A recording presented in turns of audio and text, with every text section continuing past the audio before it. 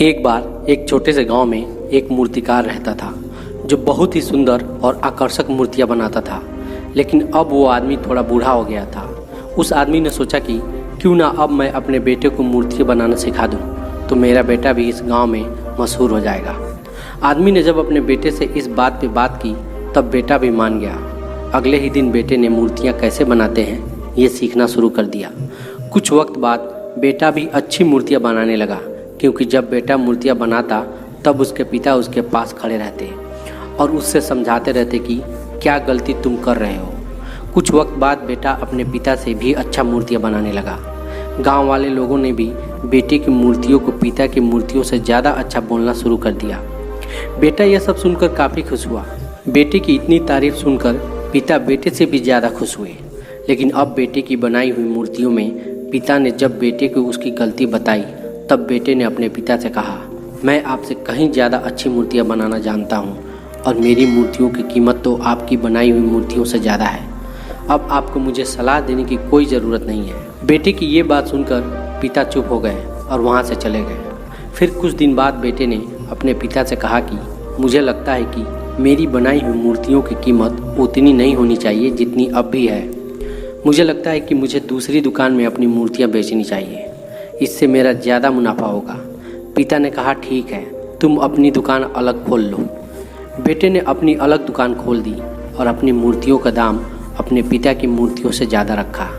अब जो लोग पिता की मूर्तियाँ ज़्यादा खरीदते थे उन्होंने बेटे की मूर्तियाँ जिनका दाम भी ज़्यादा था उनको खरीदना शुरू कर दिया। बेटा बहुत खुश था कि मैं अपने पिता से ज़्यादा अच्छा मूर्तिकार बन गया। कुछ वक्त तक तो सब कुछ ऐसा ही चलता रहा, लेकिन कुछ वक्त बाद लोगों ने बेटे की मूर्तियों को देखना भी बंद कर दिया। अब लोग पिता के दुकान पर ज़्यादा जाते और वहीं से मूर्तियाँ खरीदते। बेटे ने अपनी मूर्तियों को और अच्छे से बनाने की कोशिश की ताकि लोगों को उसकी बनाई हुई मूर्तियाँ पसंद आए, लेकिन कोई फ़ायदा नहीं हुआ। बेटा कोशिश करते करते थक गया।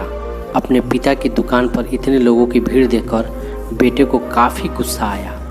बेटा अपने पिता के पास गया और बोला, आपने अपनी मूर्तियों में ऐसा क्या किया है कि लोग आपकी दुकान से मूर्ति खरीद रहे हैं? मेरी मूर्तियों को तो कोई देखना भी नहीं चाहता।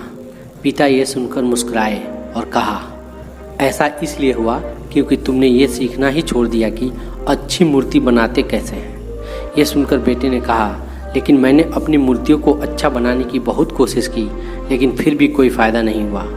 ये सुनकर पिता बोले, ऐसा इसलिए हुआ क्योंकि तुम्हें पता ही नहीं है कि तुम कहाँ गलती कर रहे हो। मैं तुम्हें जैसा मूर्तिकार बनाना चाहता था वैसे तुम बने ही नहीं, बल्कि थोड़ी सी तारीफ लोगों से सुन लेने पर तुम्हारे अंदर इतना घमंड आ गया कि तुमने अपनी अच्छी मूर्ति बनाना सीखा ही नहीं। तुम थोड़े में ही इतना ज़्यादा खुश हो गए। ये सुनकर बेटे को अपनी गलती का एहसास हुआ। बेटा अपने पिता के पास वापस लौट आया और अच्छी मूर्ति कैसे बनाते हैं ये सीखना फिर से शुरू कर दिया। दोस्तों, कहानी की सीख यह है कि हम जो भी काम करते हैं हमें उस काम को हमेशा सीखते रहना चाहिए। फिर भले ही गलतियों से ही सीखो या फिर अनुभव से सीखो, लेकिन कभी भी अपने आप पर या अपने काम पर घमंड मत करो। दोस्तों, ये स्टोरी आपको कैसी लगी हमें कमेंट्स बॉक्स में बताएं और चैनल पर नए हैं तो चैनल को ज़रूर से सब्सक्राइब कर लीजिए ताकि आपको ऐसी अच्छी अच्छी कहानियाँ देखने को मिलती रहे।